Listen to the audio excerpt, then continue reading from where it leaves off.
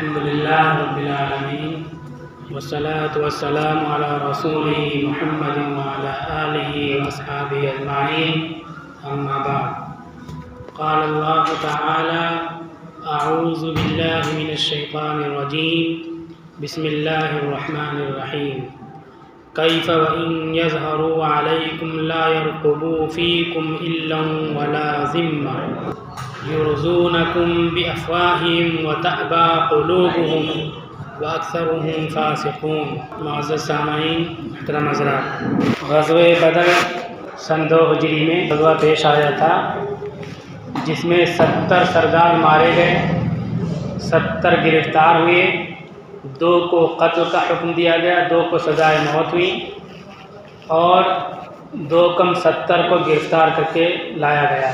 इनके साथ अखलाक व मामलात, इंसानियत और रहमत शराफ़त का ऐसा आला मामला पेश किया गया कि उससे पहले और उसके बाद में भी दीगर अक़वाम में ऐसी मिसालें और ऐसे नमूने नहीं मिलते हैं।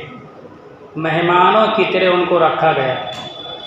सहाबे कराम को हुक्म दिया गया कि जो तुम खाते हो वही उनको खिलाओ, जिस तरह तुम रहते हो ऐसे उनको उनके आराम की फ़िक्र करो। सहाबा ने उनको खिलाया और इतना ख्याल किया कि खुद भूखे रहे, उनको खिलाया दुश्मन को। सहाबे कराम की उस सिफ़त को अल्लाह ताला ने कुरान में बयान किया, वयुतिमून अत्ताम अला हुब्बिही मिस्कीनन व यतीमन व असीरा।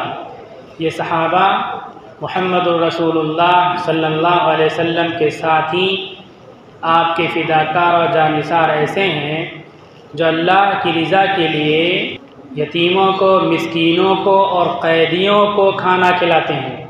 मिस्कीनों को खाना खिला करके, यतीमों को खाना खिला करके, क़ैदियों को खाना खिला करके, सेठ, हाजी साहब, बड़े या जेलों में जो जाते हैं खाना खिलाने, वो नेता बन जाते हैं।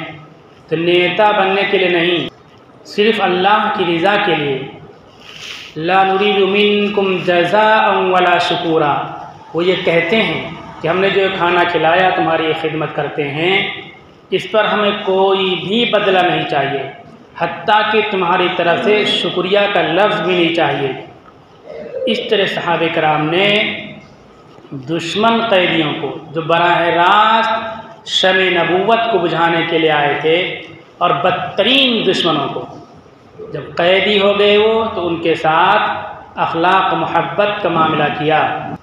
हम लोग भी खाना खिलाते हैं माशाअल्लाह, और सवाब की नीयत से खिलाते हैं, लेकिन सहाबा की ये सुन्नत छोड़ देते हैं। कैदियों को खाना खिलाने का काम हम नहीं करते। सहाबा हमारे लिए आइडियल है, नमूने अमल हैं। अल्लाह के नबी ने जो सिखलाया, कुरान में जो उनको बतलाया गया, वो काम करते थे। कैदियों को भी खाना खिलाते थे, तो हम लोगों को भी ये करना चाहिए कि कैदियों की खबरगिरी करें, उनको खाना खिलाने के लिए जेलों में कभी कभी जाया करें। महीने में, 2 महीने में, 6 महीने में, साल भर में जेलों में खाने वगैरह का इंतज़ाम करके जाया करें, ताकि सहाबे कराम की ये सुन्नत, अल्लाह ताला का ये हुक्म, रसूलुल्लाह सल्लल्लाहु अलैहि वसल्लम के ये फरमान हमारे अमल में आ जाए। हम ये न सोचें कि हमारा भाई जेल में होगा तब हम जाएं, या कोई और हमारा अजीज़ हो तो जेल में जाएं। ये कोई सब दुश्मन थे, बदतरीन दुश्मन थे। पूरे मदीना को ख़त्म करने के लिए आए थे, शब-ए नबूवत को बुझाने के लिए आए थे। ये काफिर थे, रसूलुल्लाह के बागी थे, दुश्मन थे। कैद हो गए, इनको सहाबा खाना खिला रहे हैं। इसके मुकाबिल में जो अल्लाह के बागी होते हैं, उनकी क्या पोजीशन होती है, उनकी क्या हालत होती है, उनकी क्या सोच होती है। कुरान में अल्लाह ताला ने बतलाया कि अगर तुम पर ये गालिब आ गए, तुम पर इनको अख्तियार और इक़्तिदार हासिल हो गया, तो ना ये रिश्तेदारी का ख्याल करेंगे और न किसी अहद व पैमान और मीसाक का ख्याल करेंगे, न किसी कानून की रियायत करेंगे। बस तुम इनके कब्ज़े में आ जाओ, इनके दस्तरस में आ जाओ, तुम पर हर किस्म का जुल्म करेंगे, हर किस्म की ज़्यादती करेंगे। अल्लाह ताला बागियों, अपने नाफरमानों की सोच को बतलाते हैं। क्या हाल होगा जब तुम पर वो गालिब हो जाएं, तो वो तुम्हारे बारे में किसी रिश्तेदारी का लिहाज नहीं करेंगे, वला ज़िम्मा, न किसी आहद का लिहाज करेंगे। युरज़ूनकुम बिअफ़वाहिहिम, वो अपने मुंह से तुमको खुश रखना चाहते हैं, मुंह से, जुमले से, जुमलेबाज जुमला या आप लोगों ने सुना होगा, ये तो जुमले हैं। जुमलों से कुरान ने 1400 साल पहले अल्लाह के बागियों और अल्लाह के नाफरमानों मुशरिकों की सोच को बतला दिया था कि ये जुमले बोलते हैं, ये जुमलेबाज होते हैं, जुमलों से कौमों को बेवकूफ़ बनाते हैं, इंसानों को बेवकूफ़ बनाते हैं। लोगों को बेवकूफ़ बनाने के लिए वतअबा क़ुलूबुहुम, और जो जुमले बोलते हैं उनके दिल में दूसरी बात होती है, वो दूसरा काम करेंगे। वतअबा क़ुलूबुहुम, तुमको खुश हो करने वाली जो बातें बोलते हैं उससे खुश होने की ज़रूरत नहीं है, उनके दिल में कोई दूसरा मंसूबा, दूसरा इरादा है। व अक्सरुहुम फ़ासिक़ून, इनमें अक्सर फासिक बदकिरदार आवारा हैं। ये अल्लाह ताला कुफ़ार के बारे में, मुशरिकीन मक्का के बारे में कहते हैं, जहाँ जहाँ शिरक होगा वहाँ वहाँ ये सोच होगी। इनकी ज़बान का कोई एतबार नहीं, इनके अहद व पैमान का कोई एतबार नहीं, इनकी इनसे रिश्तेदारियों का कोई एतबार नहीं। कुरान कहता है ये उनका ये अमल, दूसरी तरफ सहाबा का ये अमल, अल्लाह का नबी का ये अमल कैदियों के साथ इस तरह से मामला किया। तो हम लोग इस सिलसिले में कोताही करते हैं।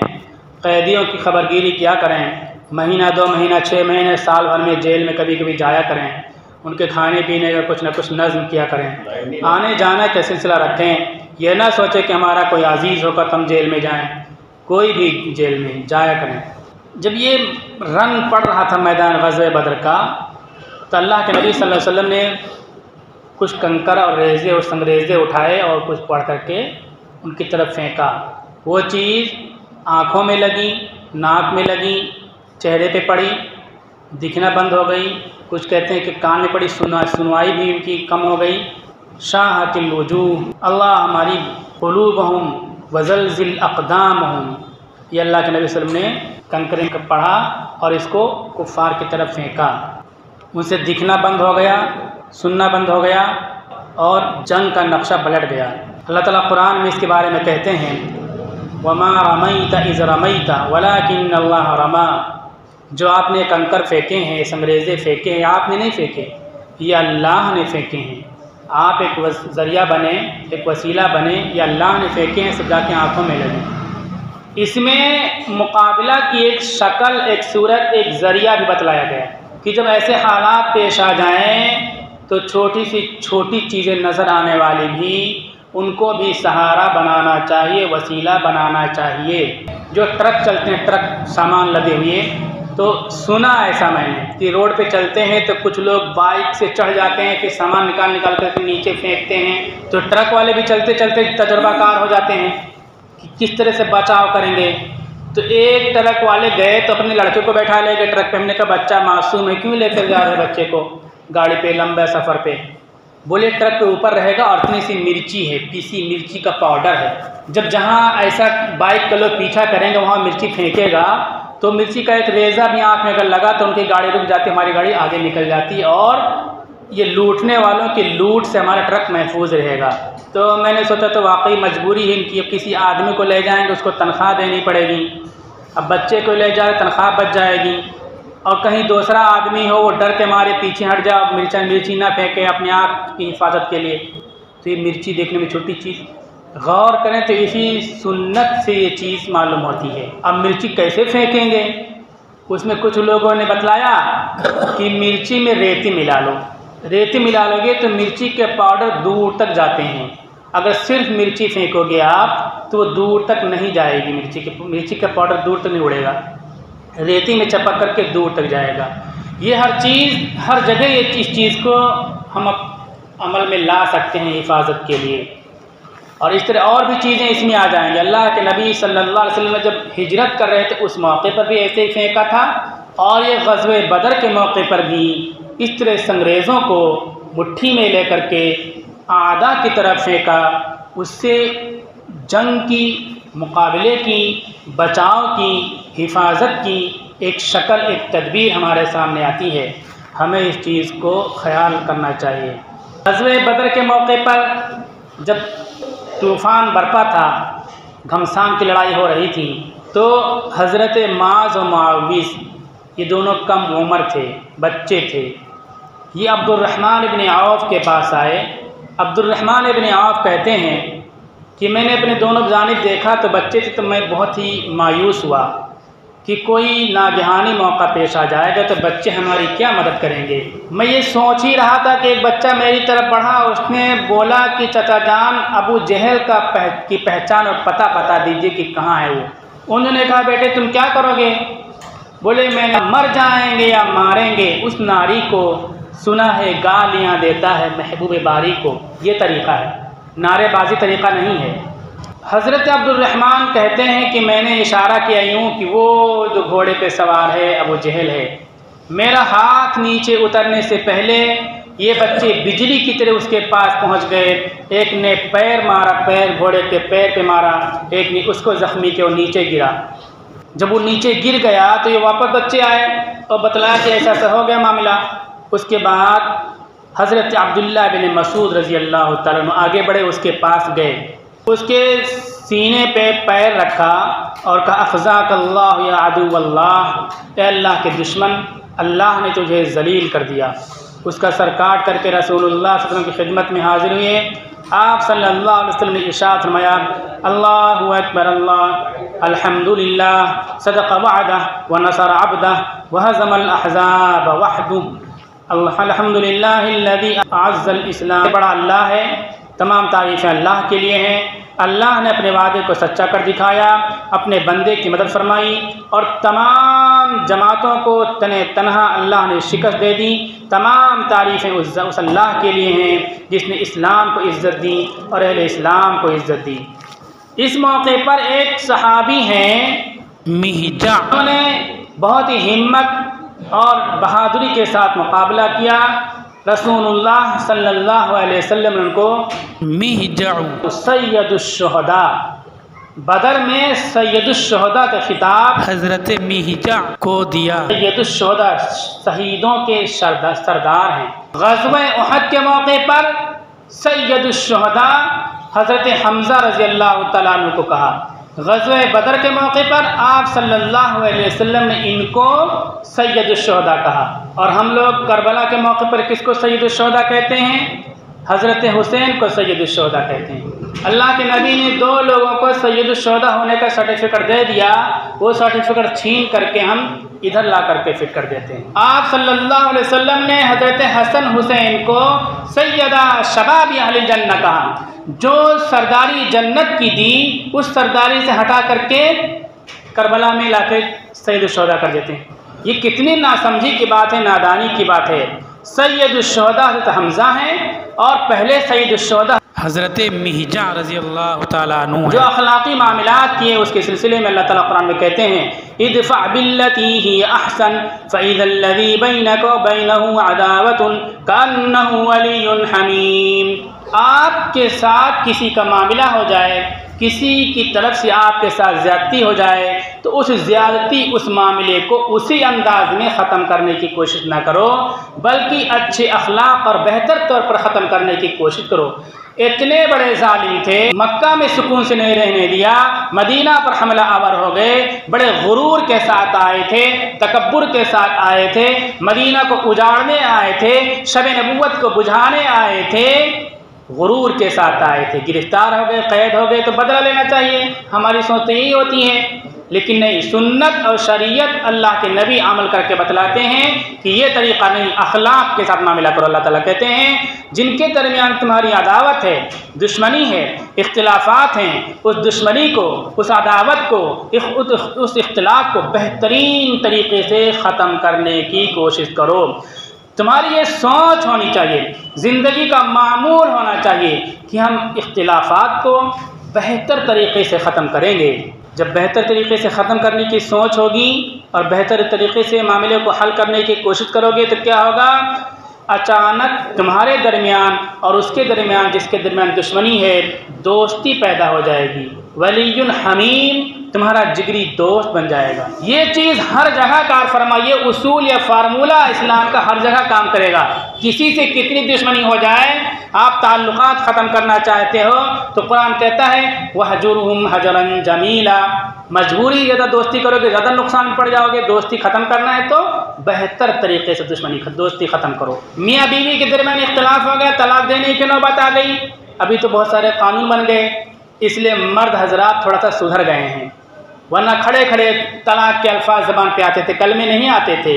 अब दिमाग थोड़ा सही हो गया है। कुरान में कहा गया वसर्रिहुहुन्न सराहन जमीला, अपनी औरतों से इख्तलाफ हो जाए, तलाक देने की नौबत आ जाए, बेहतरीन तरीके से छोड़ो। कुरान कहते हैं अगर उनको तुमने किंतार सोना दे रखा, 1 कुंटल सोना दे रखा है तो भी वापस मत लो, सब दे दो उनको और बेहतरीन तरीके से छोड़ो। कुरान कहता है आपस में झगड़ा हो जाए, बेहतरीन तरीके से छोड़ो। मियाँ बीवी का इख्तलाफ हो जाए, तलाक की नौबत आ जाए, 14 मरहले में तलाक की नौबत शरीयत में आती है। शरीयत ने तलाक के बारे में उसूल जो बतलाए, 14 स्टेप बतलाए हैं। 14 स्टेप गुजरने के बाद तलाक की बारी आएगी और फिर उस वक्त क्या करोगे, बेहतरीन तरीके से छोड़ो। और जो कुछ दे रखा कुछ वापस मत लो। हम लोग क्या करते हैं, आपस में इख्तलाफ हो जाए, ये काफिरों के साथ मामला हो रहा है, बदतरीन दुश्मनों के साथ मामला हो रहा है। हम आपस में पड़ोसियों में, भाइयों में, पार्टनरों में, नौकरों में, सेठों से हमारे झगड़े हो जाते हैं। तो सोचो एक मुसलमान होने की हैसियत से हम ताल्लुकात को किस अंदाज में ख़त्म करते हैं। सोचते हैं कि ताल्लुकात तो ख़त्म ही हो रहा है, गाली बक करके, इल्ज़ाम लगा करके कलेजे को ठंडा कर लो।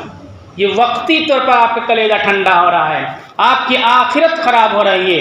आखिरत में बहुत बड़ी दौलत, बहुत बड़ी नेमत, महल्लात को तुम छोड़ रहे हो, अल्लाह के इनामात को तुम छोड़ रहे हो। तुम्हारा इख्तलाफ हो जाए, कुरान कहता है कि बेहतरीन तरीके से उस इख्तलाफ को ख़त्म करो। मुसलमानों, हमारा आप इस सिलसिले में सोचें और गौर करें, हम लोगों से इस सिलसिले में बहुत कोताही होती है। ये तो हो गया ग़ज़वे बदर फ़तेह होने का मामला। अब फ़तेह होने के बाद जब ये पैगाम मक्का में पहुंचा, बड़े गुरूर के साथ आए थे, गुरूर का सर चकनाचूर हो चुका था।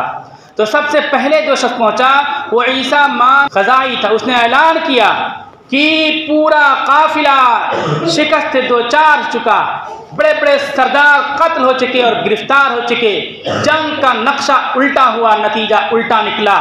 सफ़वान इब्न उमैया ने कहा कि इसका दिमाग खसक गया है, ये सठिया गया है, ये पगला गया है, इसलिए ऐसी बात कर रहा है। इतनी ताकत के साथ, इंतजाम के साथ हम गए थे, उनके पास कुछ था नहीं, कैसे हम शिकस्त खा सकते हैं, ये पगला गया है। उसके फौरन बाद अबू सुफियान इब्न हारिस पहुंचा, इसने भी यही बात कही और उसने कहा कि हम मुहम्मदुर रसूलुल्लाह की सिपाहियों से मुकाबला नहीं कर सकते थे। ऐसे लोग उनके साथ जंग कर रहे थे, हमारे खिलाफ खड़े हुए थे, जिनका हम किसी भी हाल में मुकाबला नहीं कर सकते थे। दुनिया की कोई ताकत मुकाबला नहीं कर सकती थी। अबू राफे जो रसूलुल्लाह सल्लल्लाहु अलैहि वसल्लम के मौला थे, आज़ाद करदा गुलाम थे, इब्न हज़रत अब्बास और उम्मे फ़ज़ल के साथ रहते थे, ये तीनों मुसलमान हो चुके थे, काफिरों के बीच में रहते थे। इससे एक सुन्नत ये मालूम हुई कि दीन का काम करने के लिए, मिल्लत का काम करने के लिए दुश्मनों के बीच में भी रहना चाहिए। उनकी गुलामी करने के लिए नहीं, बल्कि उनके मंसूबों को जानने के लिए और मुसलमानों को फितनों से बचाने के लिए। हज़रत मूसा अलैहिस्सलाम अल्लाह के नबी हैं, उनकी बहन, नबी की बहन मूसा की हिफाजत के लिए, फ़िरौन के जुल्म से बचाने के लिए फ़िरौन के दरबार में नौकरी कर रही है। चाहे अब्बास को काफिरों के बीच में है, उनकी बीवी काफिरों के बीच में है, अबू राफे काफिरों के बीच में है। हम लोगों की सोच ये बन गई कि कोई फुला पार्टी के साथ चला गया बहुत अच्छा, कोई इधर चला गया तो बिल्कुल गुमराह हो गया, उसको समाज से काट देते हैं। सियासत के सिलसिले में, यहाँ की पॉलिटिक्स के सिलसिले में मैं बार बार ये बात कह चुका हूँ, लिख भी चुका हूँ आसाम के प्रोग्राम में और मुख्तलिफ मकामात पे बोल चुका हूँ। फिर कहता हूँ तमाम पार्टियों में मुसलमानों को रहना ज़रूरी है। किसी पार्टी का बायकाट करना मुसलमान के मजहब के खिलाफ है, अपने दीन के खिलाफ है और दावत के निज़ाम के खिलाफ है। हर पार्टी में मुसलमान को रहना चाहिए। हर जगह हर मकाम पर अपनी जगह बनानी चाहिए।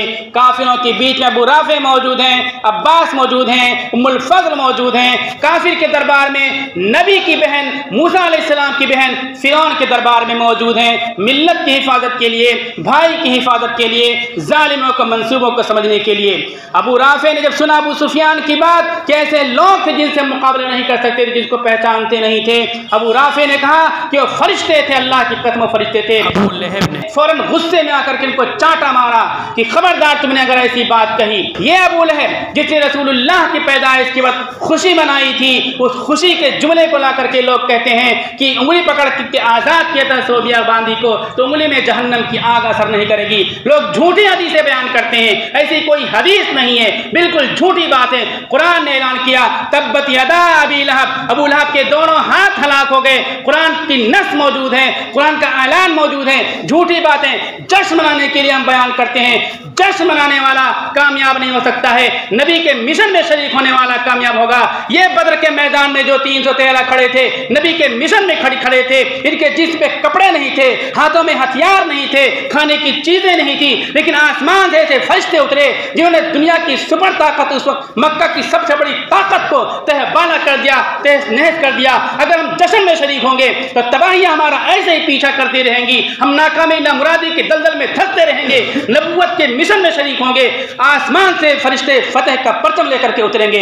ये दिन आ रहा है। 1 साल पहले मैं ये बयान चालू किया था, उस वक्त मैंने कहा था, आज फिर कहता हूं कि नबुव्वत के मिशन में शरीक हो जाओ, जश्न को छोड़ दो। इस्लाम में कोई जश्न नहीं है, मिशन है। मिशन में शरीक होने वाले कामयाब होते हैं। हम जश्न के नाम पर रास्तों को बंद करते हैं, इस्लाम के रास्ते को रोकते हैं, मुसाफिरों के रास्ते को नहीं रोकते, एम्बुलेंस के रास्ते को नहीं रोकते, फायर ब्रिगेड के रास्ते को नहीं रोकते, स्टूडेंट्स के रास्तों को नहीं रोकते, इस्लाम के रास्तों को रोकते हैं। इस्लाम एक कहता है रास्ते से तकलीफ दे चीज को हटा देना सदका है। हम नबी का नाम लेकर के रास्ते पे खड़े हो जाते हैं। जश्न के नाम पर इस्लाम के रास्ते को रोकने वाले मुसलमानों, नबी के मिशन में शरीक हो जाओ। जश्न की कोई जरूरत नहीं। अल्लाह ताला समझ आता फरमाए।